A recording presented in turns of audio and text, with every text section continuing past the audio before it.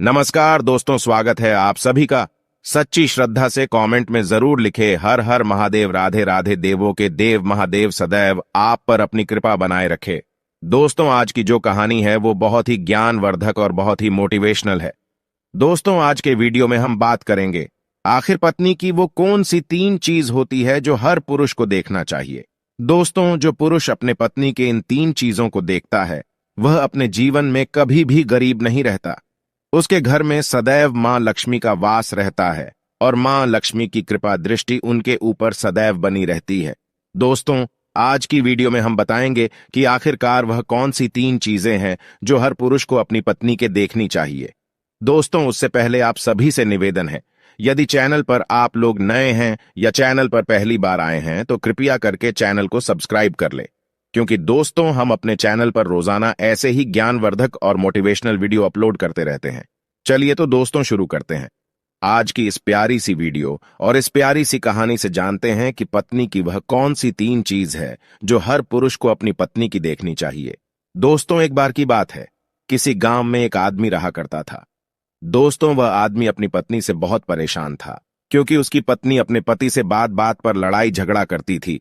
उसके घर में एकदम कंगाली छा गई थी। खाने के लिए घर में ना ही कोई दाने थे, ना ही पीने के लिए पानी और ना ही पहनने के लिए वस्त्र। दोस्तों, रोज रोज के इस कलेश से वह पुरुष अपनी पत्नी से परेशान हो गया था। दोस्तों, एक दिन की बात है, वह आदमी अपने घर से जंगल की तरफ निकल जाता है। दोस्तों, जंगल में जाते जाते उस आदमी को एक साधु से मुलाकात होती है। तब वह आदमी उस साधु के पास बैठ जाता है और वहां पर बैठकर रोने लगता है। दोस्तों, वह साधु उस आदमी को पूछते हैं कि पुत्र, आखिर तुम्हें हुआ क्या है, तुम क्यों रो रहे हो। तब वह आदमी उस साधु को बताता है कि महाराज, मेरे घर में मेरे पत्नी और मेरे 2 छोटे छोटे बच्चे हैं। मेरी पत्नी मेरी कोई भी बात नहीं मानती है, बात बात पर मुझसे लड़ाई झगड़ा करती है, जिसकी वजह से मेरा एक छोटा सा बिजनेस था वह भी बंद हो गया और अब हम घर में दाने दाने के लिए मोहताज है। हमारे घर में खाने के लिए कुछ भी नहीं है, पीने के लिए पानी नहीं है और पहनने के लिए वस्त्र नहीं है। लेकिन मैं अपनी पत्नी को समझाता हूं कि लड़ाई झगड़े ना करें। इसके बावजूद भी वह घर में रोज लड़ाई झगड़ा करती है। इस वजह से मैं बहुत दुखी हूं और बहुत परेशान हूं, इसलिए मैं घर छोड़कर आपकी शरण में आया हूं। दोस्तों, वह साधु महाराज उस आदमी को बोलते हैं कि पुत्र तुम रो मत, आज मैं तुम्हें ऐसे 3 चीज बताने जा रहा हूं। जो पुरुष अपनी पत्नी की 3 चीजों को देखता है वह पुरुष अपने जीवन में कभी भी गरीब नहीं रहता है और ना ही उसके घर में कभी लड़ाई झगड़े होते हैं और उसके बिजनेस में तरक्की होती है। दोस्तों, तो वह साधु महाराज उस आदमी को बताते हैं कि मैं तुम्हें जो बातें बताने जा रहा हूं उन 3 चीजों को गांठ बांध लो। तब वह आदमी उस साधु महाराज की बातें बहुत गौर से सुनता है और साधु महाराज से बोलता है कि प्रभु, आप मुझे जल्द से जल्द बताइए वह कौन से 3 चीज है जो हर पुरुष को अपने पत्नी की देखनी चाहिए। दोस्तों, तब वह साधु महाराज उस आदमी को एक कहानी सुनाते हैं। तो चलिए दोस्तों, गुरुजी से ही सुनते हैं इस कहानी के बारे में। दोस्तों, किसी नगर में एक सेठ रहा करता था। उस सेठ का बहुत बड़ा व्यापार था। उसके घर में सेठ और उसकी पत्नी रहा करते थे। उस सेठ और सेठानी में आपस में बहुत प्रेम था। उनके घर में कभी भी लड़ाई झगड़ा, किसी प्रकार का कोई अंधा क्लेश नहीं होता था। इसलिए उसके घर में सदैव मां लक्ष्मी का वास रहता था और उनके बिजनेस में दिन दुगनी रात चौगुनी तरक्की होती थी। उन सेठ सेठानी में इतना प्रेम था कि आसपास के लोग उनके इस प्रेम को देखकर जल जाया करते थे। दोस्तों, सेठ और सेठानी के इस प्रेम की मिसाल हर गांव वाले देते थे। ऐसे कर करके उस सेठ और सेठानी की बात उस गांव की राजा तक भी पहुंच जाती है। दोस्तों, जब सेठ सेठानी की बात उस राजा के पास पहुंचती है तो वह राजा भी उनके प्रेम की मिसाल की तारीफ करते हैं और कहते हैं, हमारे गांव में एक पुरुष और स्त्री ऐसे भी है जिनके घर में कभी भी लड़ाई झगड़ा नहीं होते हैं। उन दोनों में आपस में इतना प्रेम है कि जितना मैं आज तक अपने जिंदगी में कभी भी नहीं देखा। दोस्तों, एक बार की बात है, वह राजा पूरे नगर में ढिंढोरा पिटवाते हैं और कहते, इस राज्य में जितने भी लोग हैं वो सभी लोग अपने अपने घर में दिया जलाकर रखेंगे। तब राजा की रानी अपने राजा से पूछते हैं कि महाराज, आखिरकार आप सभी के घर में दिया क्यों जलवा रहे हैं। राजा रानी की बात सुनकर रानी को बोलते हैं कि दीपक प्रेम की निशानी होती है। जिसके घर में दीपक जलता है उसके घर में सदैव ही प्रेम बना रहता है और मैं चाहता हूं कि जो प्रेम सेठ और सेठानी के बीच में है वही प्रेम हमारे इस नगर में, हमारे इस राज्य में हर पति और पत्नी के बीच में हो। इसलिए मैं हर घर में दीपक जलाना चाहता हूं। दोस्तों, राजा की सैनिक पूरे नगर में ढिंढोरा पीटते हैं और बोलते हैं सभी के घर में दीपक रात भर जलना चाहिए। दोस्तों, राजा की बात मानकर सभी नगरवासी अपने अपने घर में दिया जलाते हैं, लेकिन जैसे ही आधी रात होती है सभी के घर के दीपक बुझ जाते हैं। लेकिन उस सेठ और सेठानी के घर की दीपक कभी भी नहीं बुझती है, क्योंकि दोस्तों दीपक प्रेम की निशानी होती है, और जो सेठानी थी वह अपने घर की दीपक को सदैव जलाए रखती थी, जिससे सेठ और सेठानी का प्रेम बरकरार रहे। लेकिन दोस्तों, जो सेठानी थी वह अपनी मनमानी काम करती थी। उसका जो मन करता था वह वही काम करती थी। लेकिन सेठ को इस बात से कभी भी कोई दिक्कत नहीं होती थी, क्योंकि सेठ बहुत समझदार था। वह सोचता था कि यदि मैं अपनी पत्नी को रोक टोक करूंगा तो घर में बेवजह ही लड़ाई झगड़ा होंगे। दोस्तों, इसीलिए सेठ सेठानी की कई चीजों को और कई बातों को अनदेखा करता था। वह सेठ इसलिए अनदेखा करता था ताकि पति पत्नी में वह प्रेम और व्यवहार बना रहे।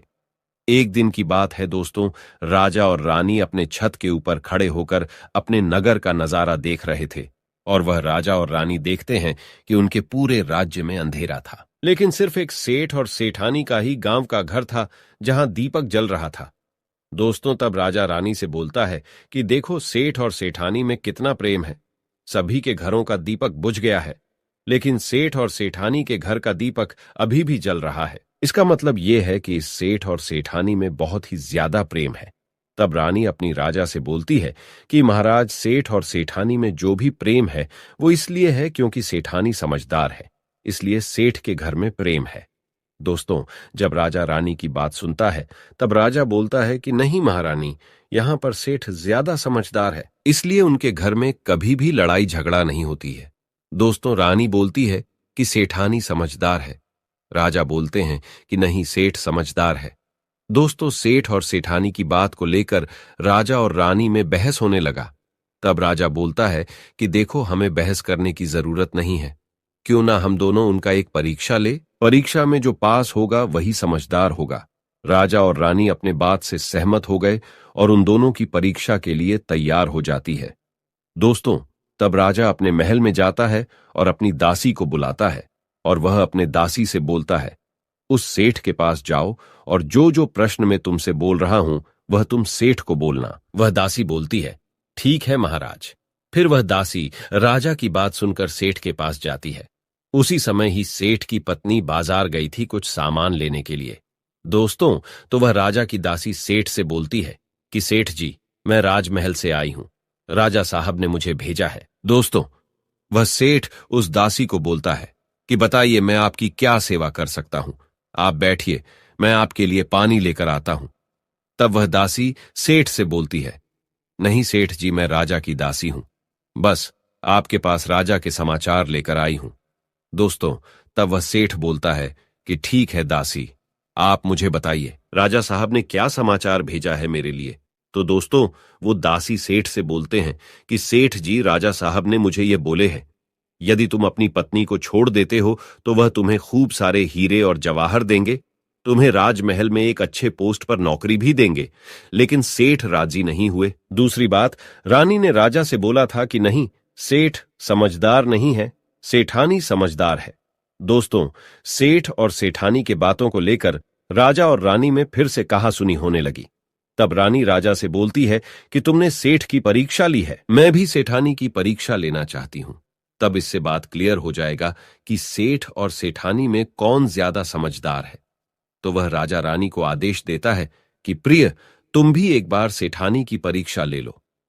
तब रानी अपने राजमहल से एक दास को उस सेठानी के पास भेज दिया और अपने दास से बोलती है कि जो मैं तुम्हें बोल रही हूं ये सारी चीजें जाकर उस सेठानी को बोलना। तब राजा का दास उस सेठानी के पास जाता है। इधर से सेठ अपने काम के सिलसिले में कहीं बाहर गया हुआ था, घर पर सेठानी ही अकेली थी। दोस्तों, दास मौका देखकर उस सेठानी के पास पहुंचता है और सेठानी से बोलता है कि सेठानी जी, मैं राजमहल से आया हूं, मुझे रानी साहिबा ने भेजा है। दोस्तों, तब वह सेठनी बोलती है, ठीक है, बताइए किस लिए तुम्हें रानी साहिब मेरे पास भेजा है। दोस्तों, तब वह दास सेठानी से बोलता है कि रानी साहिबा ने बोला है कि यदि तुम अपने पति को छोड़ दोगी तो वह बहुत सारे हीरे जवाहरात देंगे, और अगर तुम अपने पति को मार दोगी तो वह तुम्हें अपने राज्य का आधा हिस्सा दे देंगे।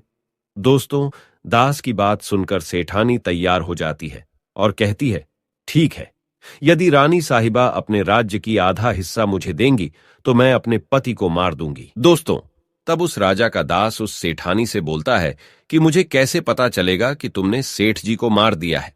दोस्तों, तब सेठानी राजा के दास से बोलती है कि मेरे घर में जो दीपक जल रहा है वह तुम्हें दिख रहा है।